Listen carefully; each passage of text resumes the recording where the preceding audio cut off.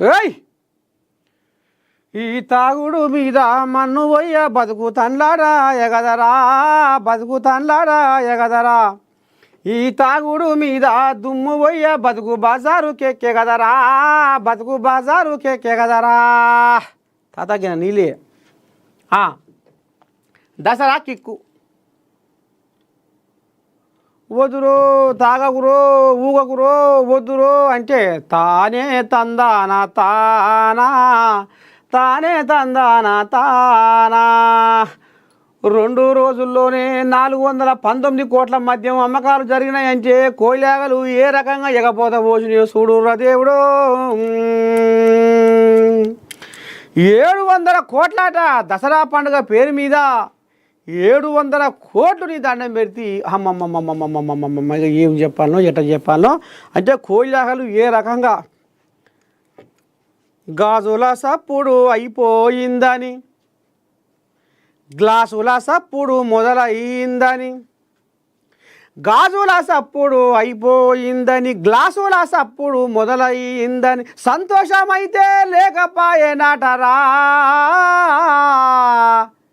ఉందా లేదా మీరు చెప్పాలి కింద కామెంట్లో గాంధీ తాత అడ్డం వస్తున్నాడటరా గాంధీ తాత అడ్డం వచ్చినా కోయిలాగలు ఆగలే అబ్బా నీ దండం పెడితే మరి గాంధీ తాత అడ్డం పడ్డ కోయిలాగలు ఏ రకంగా పోత పోసియో చూడుర్రి 700 కోట్ల మందు తాగిన ఈ కోయిలాగలు దసరా పండుగ పేరు మీద అంటే ఇక చూడుర్రి కథ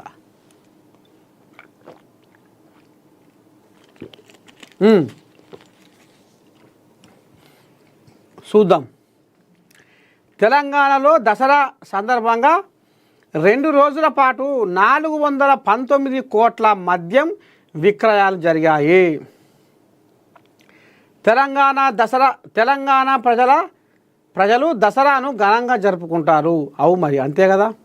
అయితే ఈసారి దసరా గాంధీ జయంతి రోజున వచ్చింది. గాంధీ జయంతి రోజున మద్యం మాంసం దుకాణాలు బంద్ అయినా కూడా మద్యం విక్రయాలు మాత్రం తగ్గలి. దసరా పండుగ నేపథ్యంలో ఒక్కరోజు ముందే మందు ప్రియులు లిక్కర్ కొనుగోలు చేశారు. వామ్మో రేపు గాంధీ జయంతిరో, రేపు వైన్స్లు బందురో, ఉరుకురా ఉరుకురా ఉరుకురా పోయిర్రు. పండుగ రేపరంగానే ఇయ్యాలని తెచ్చుకొని పెట్టుకున్నారట. మద్యం దుకాణాల వద్ద గాంధీ జయంతి రోజున లిక్కర్ దుకాణాలకు సెలవు అంటూ బోర్డులు ఏర్పాటు చేశారు. దీంతో ముందు జాగ్రత్తగా ఒక్కరోజు ముందే మద్యం కొనుగోలు చేశారు. మరిగా ఆని బతుకు తెరువు కూడా చూసుకోవాలి కదా షాపోడు. ఓరి పిల్లగా రేపు గాంధీ జయంతి ఉందిరా, రేపు మందు దుకాణం ఉండదు అని ఆయన బోర్డు పెట్టిండట మొగోడు.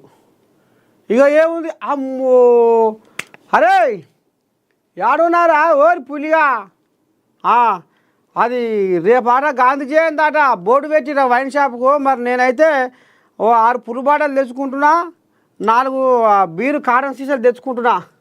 మరి నీ కథ ఏంది మరి చూసుకో. రేపు మరి ఉపాసమే పంతవు. రేపు వచ్చినా కానీ ఇక నీకు దుకాణం ఓపెన్ ఉండదు. అమ్మో అటనారా ఇక ఈ పని రేపనం చేసుకుంటామే కానీ వామ్ము అదెట్లా ఇయ్యవా. బండి వేసుకొని ఉరక, కారు వేసుకొని ఉరక, సైకిల్ వేసుకొని ఉరక, దగ్గర ఉంటే ఉరికిపోయి తెచ్చుకోను. ఒగ్గిసపోయి కథలు నిన్న మొన్న నడిచినాయి. దీంతో ముందు జాగ్రత్తగా ఒకరోజు ముందే మద్యం కొనుగోలు చేశారు. ఇక మాంసాన్ని కూడా ఒకరోజు ముందే కొనుగోలు చేశారు. అయ్యా ఈ ఏడాది సెప్టెంబర్ 30, అక్టోబర్ 1 తేదీల్లో రాష్ట్రంలో మద్యం విక్రయాలు ఎక్కువగా జరిగాయి. సెప్టెంబర్ 30న 333 కోట్లు, అక్టోబర్ 1న 86 కోట్ల మద్యం అమ్మకాలు జరిగాయని ఎక్సైజ్ శాఖ అధికారులు తెలిపారు.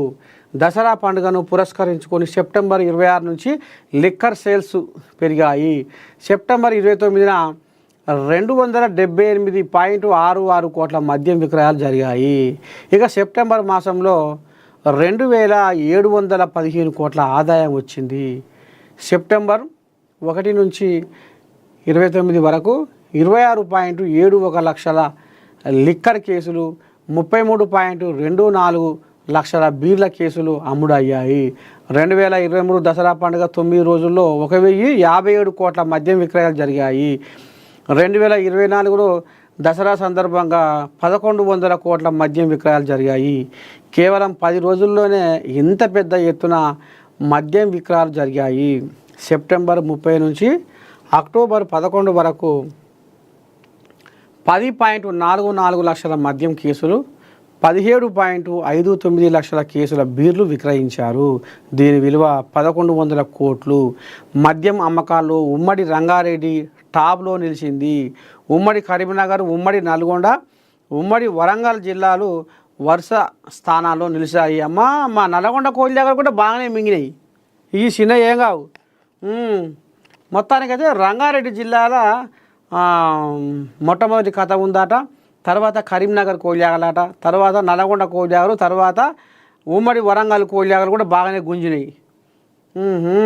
అయితే ఇటు ఆదిలాబాద్ సైడు, నిజామాబాద్ సైడు కోళ్ళాగలు బాగా మింగనట్టున్నాయి. అది పేరు బయటకు వస్తలేదు. ఏమైనా ఈ నడవనే ఈ నల్లగొండ, వరంగల్, కరీంనగర్ ఈ 3 కోళ్ళాగలు వాయ్యా. అటు ఖమ్మం కూడా పెద్దగా ఏం ఇది లేదు.